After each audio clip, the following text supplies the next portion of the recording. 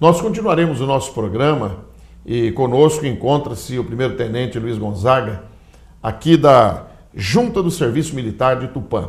Nosso primeiro bloco foi um bloco muito agradável, ele é muito comunicativo, e como diz o nosso mestre Paulo Ricardo, que é o titular desta cadeira, o programa é bom quando o entrevistado fala bastante e se expõe. Tenente, agora o nosso assunto será Exército Brasileiro. Primeiramente, eu queria que você nos informasse, vamos lá, a sua função hoje, como funciona, exatamente o que é, como funciona a Junta Militar. Então, eu sou o delegado do Serviço Militar da cidade. Do serviço. Isso. O delegado, ele fica responsável para coordenar, fiscalizar e controlar juntas do Serviço Militar. Então, aqui em Tupã, a junta do Serviço Militar não é junta de alistamento. É junta de alistamento. Sim. Juntas do Serviço Militar são os órgãos onde o jovem vai ter o primeiro contato com o alistamento militar. Agora nós estamos já na modalidade também online, o jovem também pode fazer diretamente pela internet em casa. Mas a Junta Militar ainda é o órgão de apoio para o jovem ter o primeiro contato com o alistamento militar. E o delegado do Serviço Militar, ele fica localizado pode estar junto com uma junta, como eu estou aqui em Tupã, na Junta 178, e coordena as outras juntas. Eu coordeno aqui, além da Junta de Tupã, mais 11 juntas ao redor. Acri, Quatá, Quintana, Pompeia e entre outras mais. E em todas essas cidades... Tem uma junta. Tem uma junta, que são militares também. Junta do Serviço Militar. Não necessariamente. Não tem militar lá. Quem fica lá é o secretário da Junta do Serviço Militar, que é um funcionário da prefeitura. Da prefeitura. O presidente da junta é o prefeito da cidade. Ah, perfeito. O prefeito da cidade que é o responsável pela Junta do Serviço Militar. Uhum. Então, eu estou fazendo essas perguntas porque eu também não sabia. Não, sim. Claro. Eu vim de outro segmento, eu vim da Força Aérea Brasileira. Força Aérea é totalmente diferente. Né? Mas, por favor, continue. Então, como delegado aqui, a nossa missão prepício é fornecer as informações para o Serviço Militar fluir de maneira convincente e favorável, né? Porque o jovem hoje tem nossa lei prevê que o jovem, ao completar 18 anos, ele tem que se alistar, né? Para prestar o serviço militar obrigatório ainda no nosso país, né? Para o sexo masculino. Então, tem todo um sistema de informações a serem prestadas, legislações, emissão de documentos. Acho que a principal necessidade de um delegado na cidade é a emissão de documentos que o jovem e o cidadão precisa, porque às vezes chegamos lá, essa semana, por exemplo, teve um senhor lá que estava passando num concurso, ele já está com mais de 30 anos, né, tem o certificado dele de dispensa, ele tinha passado num concurso público, precisava de uma segunda via do certificado dele de dispensa do serviço militar, para apresentar na entidade que ele estava sendo... Pleiteando uma vaga. Pleiteando uma vaga. Então, precisa desse documento, que é um documento obrigatório em várias instituições. O jovem sem um certificado de reservista ou de dispensa, ele não pode assumir um cargo público, ele não tem como tirar um passaporte, ele não tem como ser registrado em carteira de empresas sérias, exige o certificado. Então, ele fica podado em várias coisas.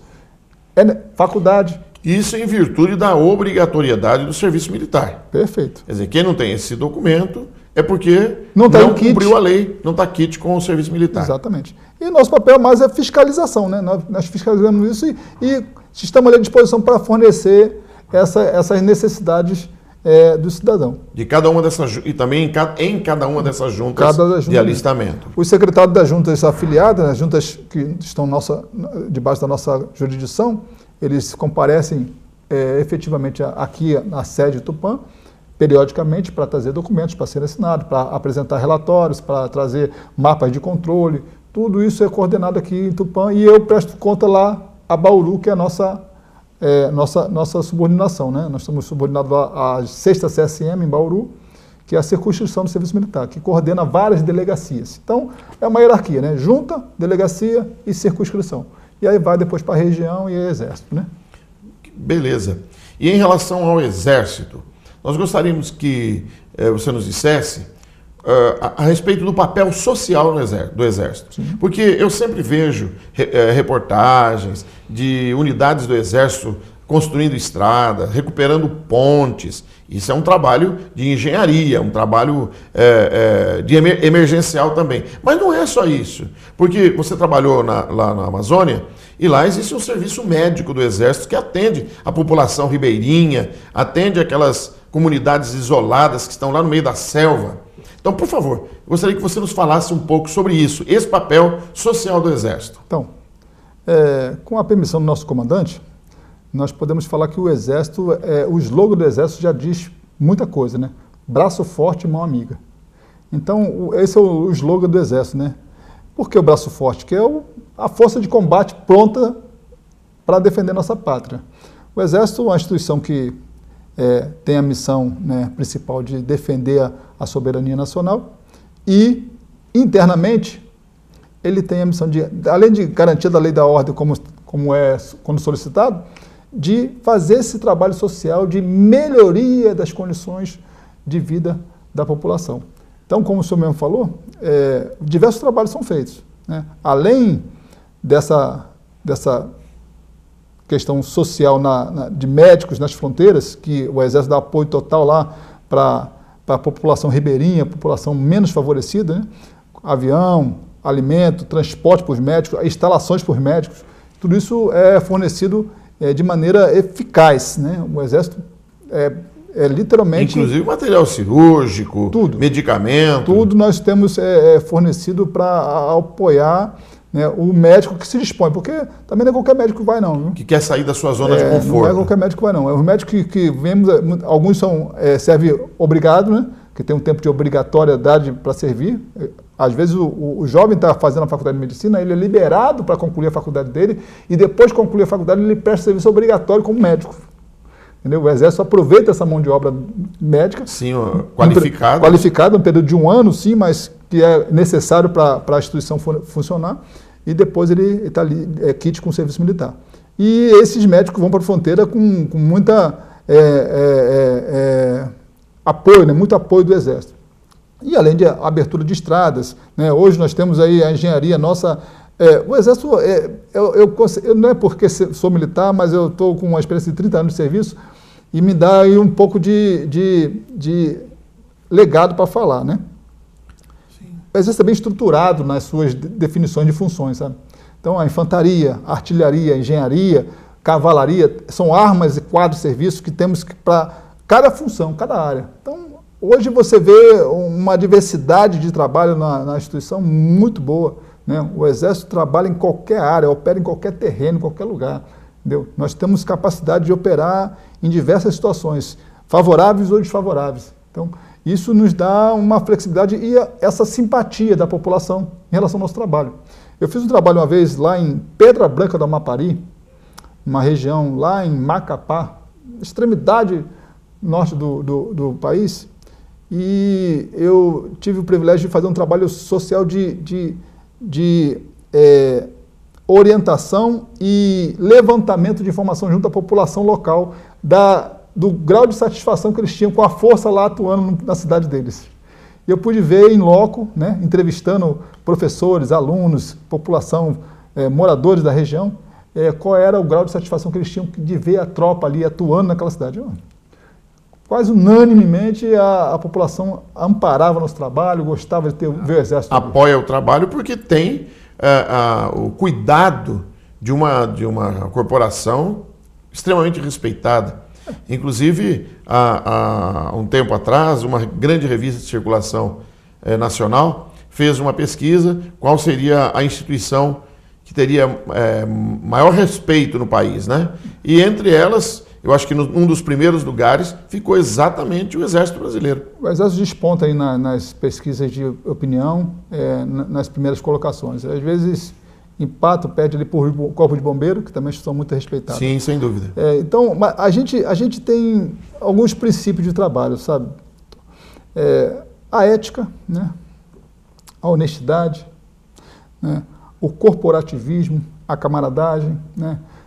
A coragem, são alguns princípios de trabalho que rege o todo, né, do nosso Exército. E, pautado nisso aí, o militar que é de carreira, o militar que se embrenha na carreira militar, ele tem que se adequar a isso, né, porque faz parte do âmago do Exército. né, a força, não só o Exército, mas as Forças Armadas em si, né?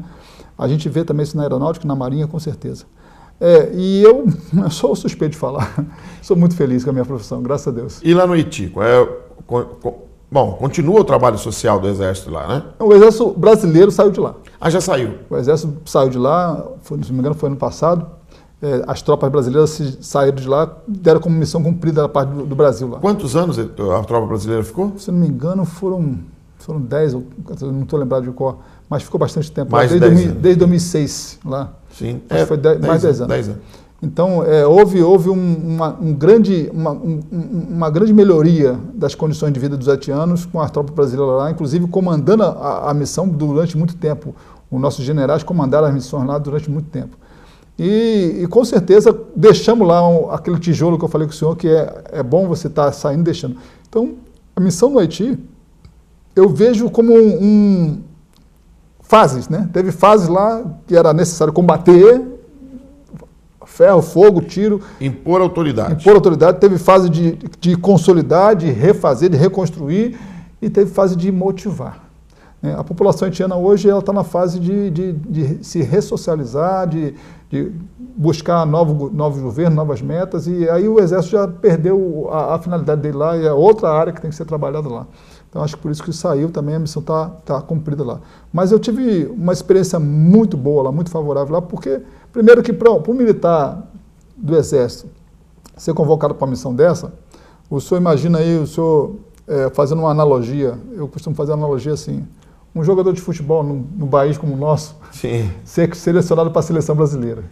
Eu consigo fazer essa comparação porque é como me senti quando eu... Ou ele é muito bom no que faz, ou é privilegiado. É privilegiado. Mas a maioria dos jogadores, no caso, é porque são realmente capazes de desempenhar a sua função no campo. Portanto, o fato de ter sido convidado é sinal de que você tem uma boa referência, um bom currículo dentro das Forças Armadas. Eu me senti dessa maneira. Quando eu fui convocado, eu lembro como fosse ontem, num batalhão de mais de 800 homens, tinham 10 vagas para ir para o Haiti. E eu era um dos mais antigos que foi escolhido. E foi para mim um privilégio muito grande, um reconhecimento da força muito grande. E além de... O tempo de preparação é muito complicado, porque você não vai de qualquer maneira para lá, você vai agir. Vai. Não. Você passa por quase 6 meses de exames, testes de preparação para você depois... Para ver se realmente tem condições de assumir uma posição delicada como essa, né? Só de exames médicos você faz uma bateria enorme de exames médicos, né? Para você poder estar indo para outro país, para não ter diversos tipos de problemas, né? E além de qualificações, além de conceito, testes, operacionalidade, é um conjunto, né?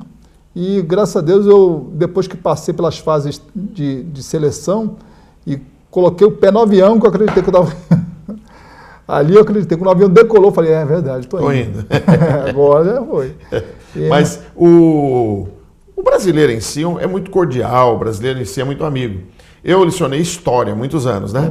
E existe um fato na Segunda Guerra Mundial, que os pracinhas brasileiros estavam na Itália, e numa dessas cidades, a guerra já estava terminando, a Itália já não estava sendo mais tão afetada. Mas a população dessa cidade, eles estavam muito carentes. Então... Os pracinhas montaram uma tenda nessa cidade, logo na entrada da cidade, e eles dividiam a comida deles com a população. Eles fizeram nessa tenda eles fizeram uma cozinha e eles cozinhavam e davam. Então até hoje existe um dia lá, que é o Dia dos Brasileiros, né? Que se comemora porque os soldados brasileiros não deixaram a população da cidade perecer de fome. Olha, eu pude constatar isso que o senhor está me falando em loco com um militar amigo meu, subtenente Guedes, lá em Campo Grande, que esteve na Itália. Ele foi fazer um curso lá de 3 meses na Itália e pôde constatar isso na pele. O amor que aquele povo tem pelos brasileiros, pelo exército brasileiro em si. Especificamente, né? É uma coisa extraordinária, coisa que falta na nossa pátria, se assim o senhor me permite falar, essa valorização do praça, do militar, sabe? Da pátria, um amor pela pátria. O italiano, ele tem uma gratidão tão grande. Olha, onde ele chegava a dizer que era brasileiro, do exército brasileiro, as pessoas paravam, prestavam continência para ele, tratavam ele com um maior amor, ele tinha todo o respeito que, sabe, chega a constranger. Chega a ser emocionante, né? Emocionante. Emocionante. O tratamento que recebe em virtude do que deu. Porque nós colhemos apenas o que plantamos. Exato. Não tem outra alternativa. Em alguns países o militar também tem uma consideração muito diferenciada. Eu tive o privilégio também de ir nos Estados Unidos, em Miami. Você chegando em Miami, você se apresentando como militar, no aeroporto você já tem um tratamento diferenciado. O militar lá é respeitadíssimo, lá onde quer que vá, o militar ele tem uma postura diferenciada de tratamento. Isso não que nosso país desconsidere totalmente o militar, mas você vê que nós estamos longe ainda de ter um padrão desse de valorização. Valorização, né? Valorização do papel do militar. Também por falta de conhecimento, né? As pessoas às vezes desconhecem, como o senhor está dando a oportunidade de a gente expor aqui nosso trabalho. Esse é o propósito, deixar você falar mesmo. Isso, porque isso traz respaldo, né, para certas coisas. A pessoa pensa, militar para quê? Militar, alguns dizeres que dizem na internet, falam assim, militar é igual a Deus, só é lembrado quando está precisando. Só lembra de Deus quando precisa, né? O militar muitas vezes graças a Deus nosso país é um país de paz, né? Nós não temos aí conflitos externos, né? Aí tem conflitos internos bastante, né? Mas externos nós não costumamos ter. Mas esses conflitos internos aqui no Brasil são de pequena monta, pequena proporção. Não tem problemas enormes como a gente vê em outros países aí que estão acontecendo convulsões internas. Não discordando do senhor, mas apenas acrescentando, nós vivemos em muitas cidades aí guerra civil, literal. Sim. Nós vivemos, tem a cidade do Rio de Janeiro principalmente, né? Sim, é isso que eu ia falar. Foca agora, especificamente o Rio de Janeiro. Que não tem como você desconsiderar ali que ali morre mais gente do que uma guerra declarada aí fora. Sim, entendeu? Morre mais gente no Rio de Janeiro por arma de fogo do que no Iraque, que está em conflito bélico. Então, não somos especificamente Mas já que nós falamos do Rio de Janeiro, nós já estamos chegando no final do nosso programa, está acontecendo nesse momento uma intervenção no Rio.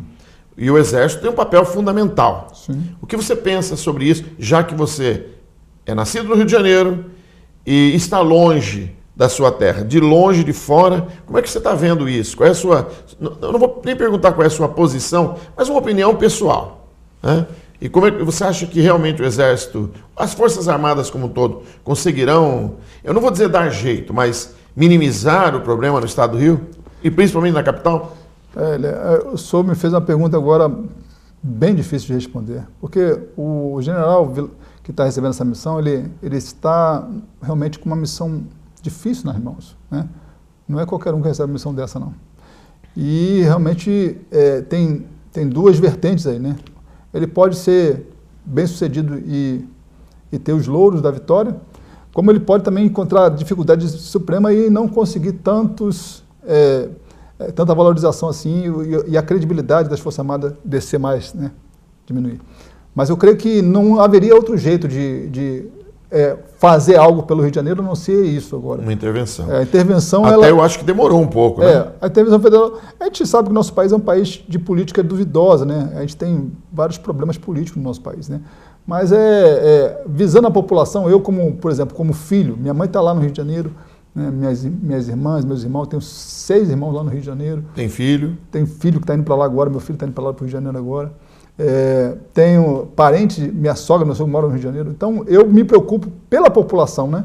Então, para o senhor ter ideia, as áreas de risco no Rio de Janeiro, o local onde minha família mora, tudo área de risco, né? Eu quando vou no Rio de Janeiro, a última vez que eu estive lá foi agora, em fevereiro, início de fevereiro, eu não fui na casa da minha mãe.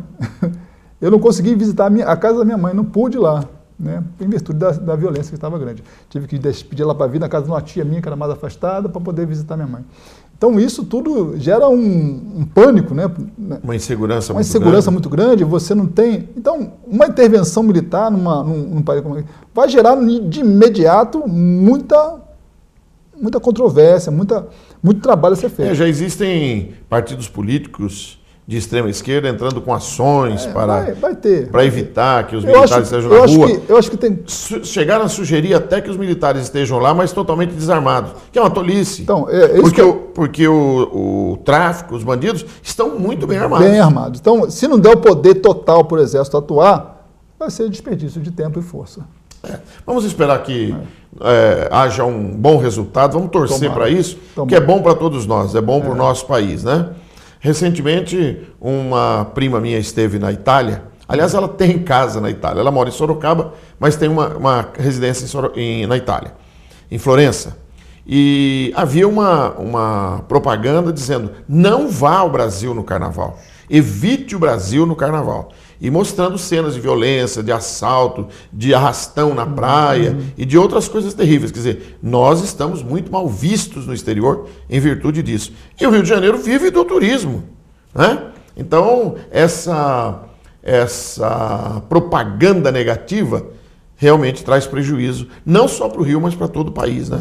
E nós todos somos taxados como bandidos, como criminosos, nós somos vistos como aquelas pessoas que praticam esse tipo de coisa, infelizmente. Mas nós chegamos ao final do nosso programa. Um bate-papo gostoso, um bate-papo aberto.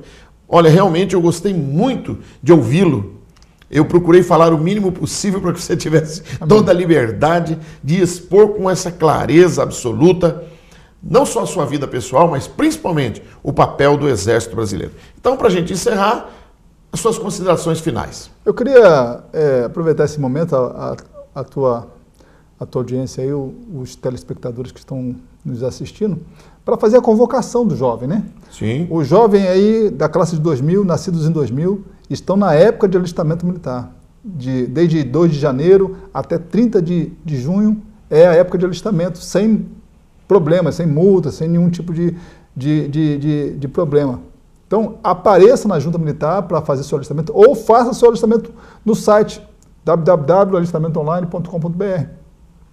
Faça seu alistamento e participe da seleção e cumpra com seu dever institucional de prestar o serviço militar obrigatório. Bom? Onde fica a Junta de Alistamento? A Junta fica ali na Rua Bororós, aqui em Tupã, na Rua Bororós, 913, junto com a delegacia ali, né? E ali nós estamos ali à disposição, no horário comercial, ali até 13h, pela manhã. Muito bem. Tenente Luiz Gonzaga, foi uma honra recebê-lo, um grande prazer, e espero que o seu trabalho seja realmente um trabalho abençoado, um trabalho respeitado aqui na cidade de Tupã, como foi em todos os lugares por onde você passou. Obrigado. Muito obrigado, e nós agradecemos a você que nos acompanhou até este momento, esperando que nós tenhamos uma vida tranquila no nosso país e precisemos do Exército o mínimo possível, a não ser nessas questões sociais, e que nós saibamos respeitar o Exército Brasileiro e o seu trabalho. Muito obrigado e até a próxima semana.